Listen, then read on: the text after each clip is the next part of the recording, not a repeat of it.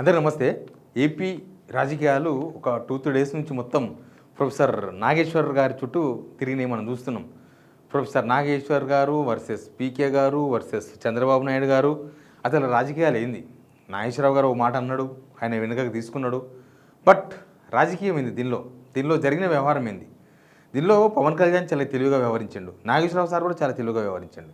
చంద్రబాబు నాయుడు పాత్ర ఏంది దీనిలో? అసలు అమిత్ షా ఏంది? ఇవన్నీ చాలా ఇంట్రెస్టింగ్ కామెంట్స్ చెప్తాను నేను. ముందైతే సబ్స్క్రైబ్ చేయండి. నిజానికి అమిత్ షా, నేను మళ్ళీ నాగేశ్వరరావు గారు ఏం కామెంట్ చేసి ఉండే దాంట్లో నేను పోను, ఎందుకంటే ఆల్రెడీ ఆయన కామెంట్స్ వెనుకకు తీసుకుని అన్నాడు. సేమ్ టైం దాని మీద నేను మాట్లాడడానికి నాకు ఇంట్రెస్ట్గా కూడా లేదు అని ఆయన్నే అన్నాడు. ఆయన వెనుకకు తీసుకోవడం అది తెలివిగా తీసుకున్న వ్యవహారమే, ఎందుకంటే దీనిలో అనవసరంగా రచ్చకూడడం ఎందుకు, పోవాల్సింది పోయింది కదా, అయ్యింది అయిపోయింది అని. బహుశా చంద్రబాబు నాయుడు ప్రెషర్తోనే పవన్ కళ్యాణ్ జగన్ అరెస్టు గురించి అమిత్ షా దగ్గర ప్రస్తావించి ఉండవచ్చు. ఇప్పుడు నాగేశ్వరరావు గారు ఆ కామెంట్స్ చేసిన తర్వాత బీజేపీ వాళ్ళు ఎవరు ఖండించలే. ఇప్పుడు ఆ చర్చ ఎవరెవరి దగ్గర జరిగింది? అమిత్ షా, పవన్ కళ్యాణ్, నాదెండ్ల మనోహర్, వీళ్ళు ముగ్గురే ఉన్నారని కదా. మా ముగ్గురు మధ్యలో జరిగితే ఈయనకేట తెలుస్తుంది అనే కదా, మీకు సోర్స్ ఎవరు అనే కదా పవన్ కళ్యాణ్ అండ్ బ్యాచ్ జనసేన ఒక 2-3 కేసులు పెట్టడం కానీ ఇదంతా కూడా జరిగింది. కానీ ఇప్పుడు సరే, పవన్ కళ్యాణ్ ఒక రకంగా స్పందించిండు, చంద్రబాబు నాయుడు స్పందించలేదు. కానీ బీజేపీ వాళ్ళు ఎవరు స్పందించారు? అది పాయింట్ ఇక్కడ.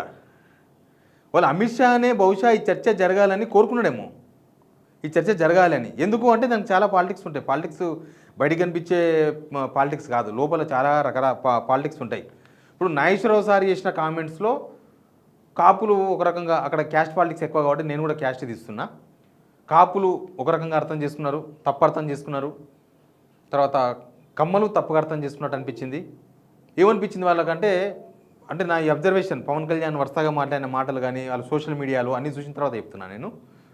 నాగేశ్వరరావు గారు మాట్లాడిన మాటలో జగన్ అరెస్ట్ అయితే తప్ప పవన్ కళ్యాణ్కు పొలిటికల్ లైఫ్ లేదు అనేది ఎక్స్పోజ్ అయింది. అంటే పవన్ కళ్యాణ్ అట్లా అడిగిండు, ఆయన అరెస్ట్ చేయండి. పవన్ కళ్యాణ్ చేత చంద్రబాబు నాయుడే అడిగించి ఉండొచ్చు అనే ఒక చర్చ కూడా ఉంది.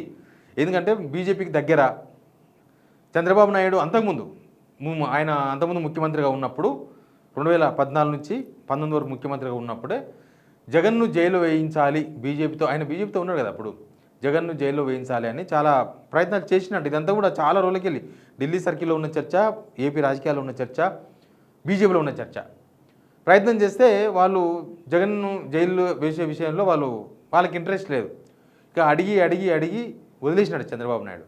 ఇంకా తర్వాత బీజేపీకి యాంటీ అయ్యాడు చంద్రబాబు నాయుడు. మనం ఆ తర్వాత ఏం జరిగింది, అసలు మోడీ గోబ్యాక్, ఏపీలో కాలు పెట్టొద్దని అట్లాంటివి చాలా జరిగినాయి మనకంతా, అవి కూడా చూసినాం. కాబట్టి అంతకుముందు జరిగిన చర్చ కూడా నిజమే ఉండొచ్చు అనేది ఒక అనుమానం.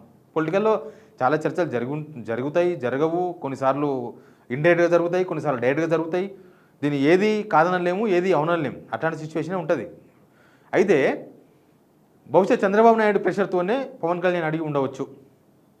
పవన్ కళ్యాణ్కి ఆ ఇంటెన్షన్ ఉన్నా లేకపోయినా, అయితే అక్కడి నుంచి ఆ సమాధానం వచ్చి ఉండవచ్చు, కాదనలేము ఏది కూడా. ఇప్పుడు పవన్ కళ్యాణ్ కూడా సినిమాల్లో లేడు, రాజకీయంగా వచ్చినప్పుడు ఇట్లాంటివి ఉంటాయి. దీనికి సోర్స్ ఏంది, దానికి సోర్స్ ఏంది అంటే దేనికి సోర్స్ ఉండదు. పేపర్లో వచ్చే 95% వార్తలకు సోర్స్ ఏందని అడగండి, చెప్తారు సమాధానం, ఏం చెప్తారో.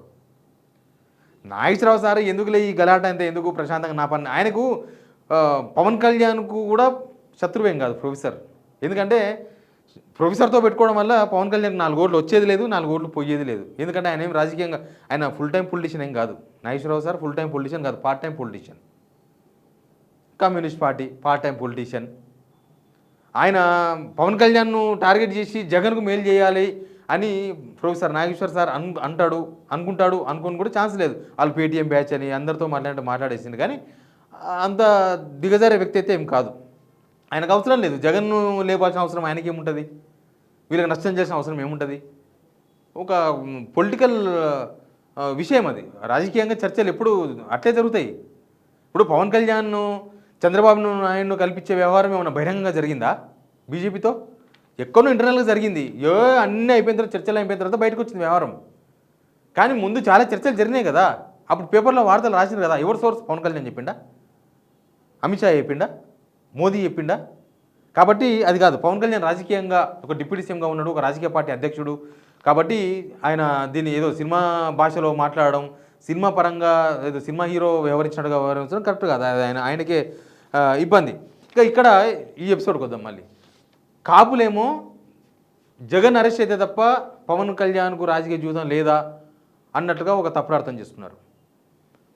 వాళ్ళు అట్లా అర్థం చేసుకున్నారు. కాపులేమో కమ్మలేమో బీజేపీ వాళ్ళు సిబిఐను నమ్మడం లేదా, చంద్రబాబు నాయుడిని నమ్ముతలేరా, ఆయన క్రెడిబిలిటీ లేదా మోడీ దగ్గర, అంతే కదా. ఇప్పుడు long time friend Jagan, instant friend Chandrababu అంటే చంద్రబాబు వాల్యూ లేనట్టే కదా. అట్లా కాపులు కమ్మలు ఫీల్ అయ్యారు. ఆ ప్రెషరు ఈ ప్రెషరు ఇక్కడ దాకా వచ్చేసింది. అసలు నాగేశ్వరరావు గారు మాట్లాడిన మాటలతో జగన్ కూడా నష్టమే. ఇప్పుడు లాంగ్ ఫ్రెండు జగన్ అని అన్నాడు అనేది ఆయన చెప్పిన మాట. అట్లయితే క్రిస్టియన్సు, మైనార్టీసు జగన్ దూరంగారా, వాళ్ళు కాంగ్రెస్కు దగ్గరే అవకాశం ఉంటుంది కదా ఈయన బీజేపీ ఫ్రెండ్ అంటే. కానీ జగన్ కూడా చాలా తెలివిగా ఎవరించి ఆయన స్పందించలేదు. ఇదంతా ఎవరు పట్టించుకుంటారని ఆయన కూడా పెద్దగా పట్టించుకుంటే కనబడలేదు. జనం ఎవరు నమ్ముతారులే అనుకున్నాడు. కొంచెం మెచ్యూర్గా వ్యవహరించాడు. విషయం చెప్పాలంటే జగన్ లైట్ తీసుకొని చాలా మెచ్యూర్గా వ్యవహరించాడు. కానీ వీళ్ళు ఓవర్ రియాక్ట్ అయ్యారు. పవన్ కళ్యాణ్ వాళ్ళు ఓవర్గా రియాక్ట్ అయినట్టుగా కనిపించింది. దీనిలో పవన్ కళ్యాణ్ కూడా చాలా తెలివిగా మాట్లాడాడు. ఆయన ఉత్తుగా మాట్లాడలేదు.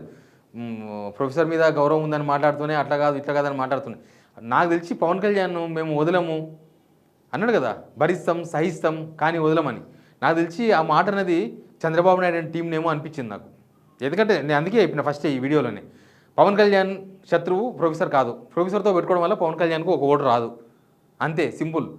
కానీ పవన్ కళ్యాణ్ వార్నింగ్ ఇచ్చింది చంద్రబాబు అండ్ బ్యాచ్కేమో. ఎందుకంటే ఇప్పుడు ఏపీలో ఏం జరుగుతుంది, జనసేన పార్టీని టార్గెట్ చేస్తున్న టీడీపీ శ్రేణులు. ఇప్పుడు ఎక్కడైతే 21 మంది జనసేన ఎమ్మెల్యేలు, ఆ ఎమ్మెల్యేలు ఉన్న దగ్గర ఓడిపోయిన టీడీపీ వాళ్ళంతా ఇండిపెండెంట్గా వ్యవహరిస్తున్నారు. వాళ్ళు అసలు చంద్రబాబు నాయుడు పాత్ర ఉందా లేదా అనేది తెలియదు, కానీ వాళ్ళు ఇండిపెండెంట్గా. ఇప్పుడు మనకు పవన్ కళ్యాణ్ గెలిచిన కాన్స్టిట్యున్సీ ఏది, పిఠాపురం. పిఠాపురంలో వర్మను ఏం చేసిండు చంద్రబాబు నాయుడు, సాగి చేసేసిండు. అంటే ఆయన పదవి తీసేసిండు, ఇన్ఛార్జ్ తీసాక ఏమవుతుంది, ఆయన రేపు జనసేన పోతాడు.